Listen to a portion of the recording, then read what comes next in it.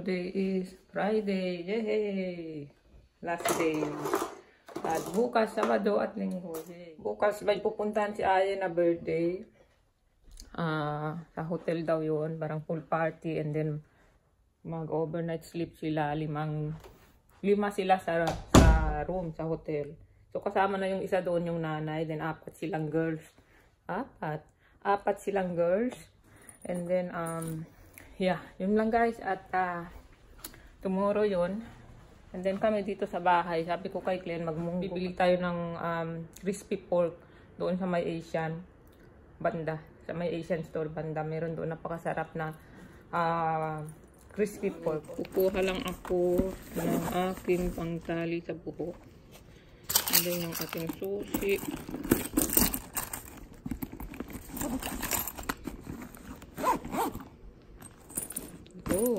Then ito yung lakayan ko ng baon. Andyan na. I'm having salad with tuna. Kasi bigla lang wala akong naisip. Ano kayong dadalhin ko? Kagabi nakalimutan ko. Wala pala akong ulam today. So ito na lang salad na may tuna. Yan. That's it. And then meron akong extra noodles. Example lang. Matagal na yan dyan guys. Hindi ko nakakain. And then tinapay para sa gabi.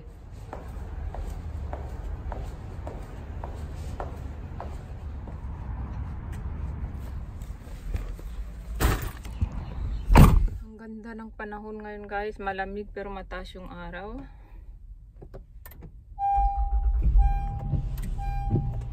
Then kagagaling ko dito, bumili ako ng crispy pork kasi lulutuin namin sa munggo. Yun ang hihalo namin. Then meron pa akong malunggay doon from yung other day na bumili ako. Ayun guys, so yeah, uwi na ako ng bahay para makapagluto na ng munggo. Ilalaga ko na yung munggo and then ito isasahog natin. Hindi ko alam saan kami pupunta pero ako balak kung bumili ng additional na mga long sleeve kasi alam nyo guys, lamigin talaga ako mahina talaga ako sa lamig. Yung sensitive to cold. Siguro dahil, or hindi siguro, dahil anemic ako kaya ganon. So yeah, gusto kong magtingin-tingin ngayon. So, ito yung binili ko. 54, kuha ng isa. Hinintay ko to 30 minutes. Nung in-order ko, 30 minutes ako naghintay.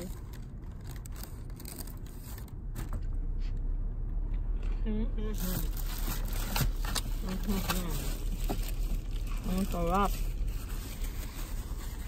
Yummy. Ayan, so bago to maubos, uwi na ako. At magluto tayo ng munggo. Naluto na yung ating munggo. Ang istruktura na nakita sa Google Earth sa pamagitan ng sweet. Ito, kumpirmado. Meron nga hagdan-hagdan palayan dito sa probinsya ng Antique na tinatawag ngayon basmati rice. Yan lang.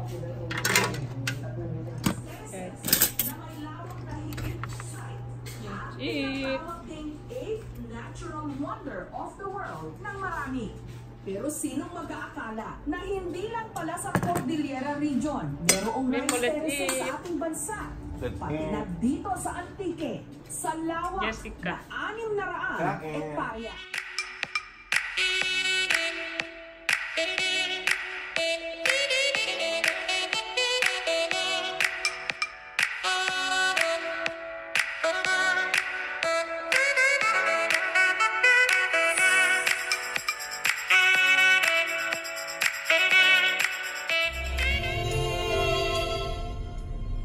So nandito kami sa gas station guys, napapagas lang si Glenn, then papunta na kami kay Ayeng, susunduin na namin siya 9 o'clock ng umaga. Then pagbalik namin, siguro maglalaba ako, isasalang ko lang yung damit para mababat sa sabon, and then pupunta na kami ng simbahan. Diyan si Glenn papagasolina siya, nagpakalbo pala yan siya semi-kalbo.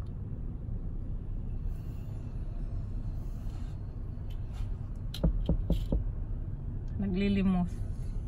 Pakita mo buhok mo. Pakita mo yung new haircut mo. Golden Buddha. Golden Buddha na. Idol ko kasi siya, no? Pambansang Kolokoy. ginagaya niya. Kaya lang hindi niya masyado magaya kasi yung kanya may kalbo dyan. Dapat yan straight tapos straight yan ang uso ngayon yung parang kitang-kita mo na parang may linya na parang ruler. Hindi, yun sa'yo may ganun gumano no.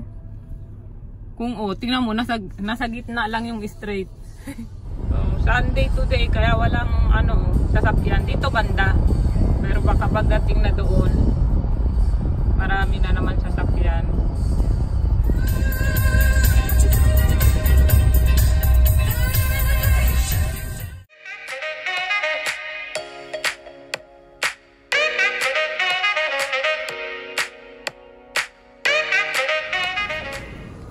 Maglakad-lakad na lang kami sa beach kasi si Ayen kaka-order lang daw nila ng breakfast nila. So nandito na kami. So sabi namin, sige, maglakad-lakad na lang kami sa beach doon sa likod. Nandun yung beach. Dito kami nag-park. Diyan sila nag-hotel. So wala nang parking doon banda. Kaya umikot kami, at least dito nakakita kami.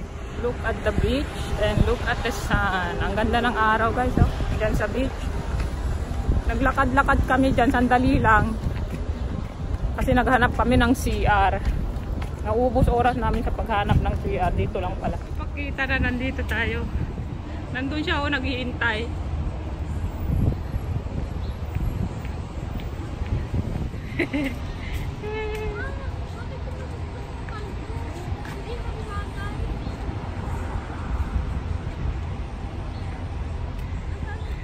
Saan kayo nagpaganyan? Kayo ni Chelsea yan? Yeah. Nagpasalo? Nakala ko paalang. Yeah. Let's see the paa. Look, I messed it up. Bakit ganyan kulay?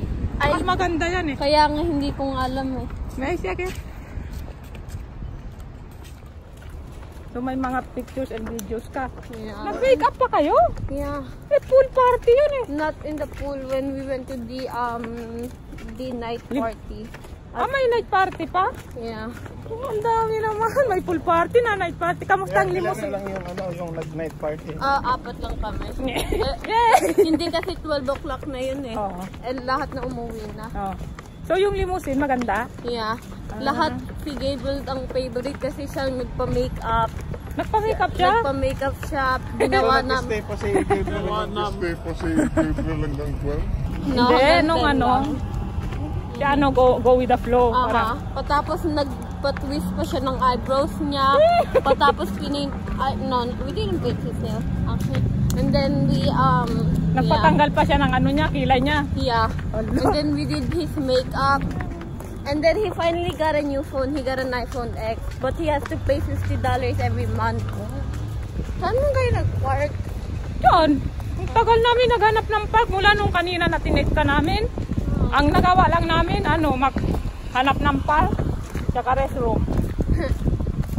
Grabe, ang ganda. Anong ginagawa sa limousine? Yung parang kayo, inom-inom ng mga drink, ganon? And then lahat sinasabi, why did Gable swim with a shirt on when he has a six-pack? Bakit di siya nagtanggal? Ayaw niya tanggalin. Sabi niya hindi insecure. Insecure. Lahat gusto. Sinabi mo sana may six-pack ka. Ako na naman in-insulto mo. Hindi kaya ngayon niya sinabi ng lahat, you have a six-pack. Bakit ka insecure? Oo. And then sinabi niya, show it, sabi niya. Kasi ito nga sinushow niya yung six-pack niya. saan lang kayo nag-park? Ha? Malayo pa mo, parang ang lapit lang nun. Simba lang kami. Ayan, so nakakita ko ng polo doon guys na nung sinukat ko okay naman yung size sa akin. Pero agad maaari sana ayaw ko yung ititiklop ko pa, yung ganito. Ang hinahanap ko talaga yung something like this, yung hindi mo na tinitiklop, yung susuot mo na lang. Na, walang maraming trabaho. So ito, kinuha ko na lang dahil sale naman siya. 11 na lang siya from 22 or 23. Kaya, so, sa Target ko to binili. And then, sa TJ Maxx, nakakuha ko ng pants. nagustuhan ko siya kasi fit na fit sa akin, pati yung haba, tamang-tama lang, hindi siya ganun kahaba, kasyang-kasya, komportable, tapos as much as possible ayaw ko yung may mga ganyan kasi parang pang teenagers talaga, pero simple lang naman yung pagka-rip niya, kaya kinuha ko na. So sa TJ Maxx ko to nakuha. Actually 30 siya. Yeah, medyo mahal siya para doon sa TJ Maxx. Yung iba kasi doon 20, 19, 18. Ito medyo mahal dahil komportable siya nung sinukat ko. So yeah. Good morning. Breakfast ko guys. Siopaw. Naglabas ako ng sausage at saka manok. So iniisip ko pa anong gawin kong putahe dyan. So maglalabas ako ng isang siopaw. So siopaw na to ilan to? 2, 4, 6, 8 pieces. $8. So, ang klaseng siopaw to. Hindi bilog. Ano yan? So cool. Pero ang ganda ng araw guys. Ang taas ng araw. Ganito ang maganda. Yung malamig pero mataas yung araw. Pag nasa harap ka ng araw, ang sarap. Nice weather today. So, susunduin ko lang si kuya dahil medyo maaga siya ngayon uuwi. 1 o'clock daw. So, kunin ko lang siya. And then, si Ayen, regular time. So, hindi ko alam kung bakit maaga si kuya. But, bago ko siya sunduin, bili na muna ako ng fried chicken. Kasi hindi pa ako nakakaluto. Kasi nga maaga siya. Kala ko mamaya pa silang 3:00. And then, yung lulutuin ko mamaya, pang ulam nila bukas. Dahil bukas may trabaho tayo. So, walang magluluto bukas. So, yeah. I think mga 10 to 15 minutes na yata ako nandito. Wala pa si kuya. Parang nakita ko na. So maraming batang naglalakad na pauwi. Siguro yung grade ni na kuya ang yung maaga pinauwi.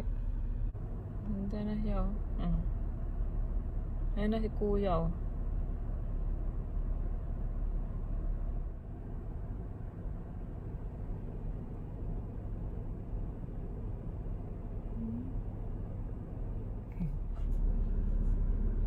Ay, unlock.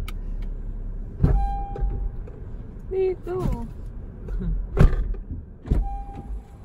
Umaga ka na, nagka-tingklas ka na naman. Meron ako nakikita na umuwi eh. Ano ba yung grade nyo? Ang umuwi na? Hindi. O ikaw lang na naman? Ako lang.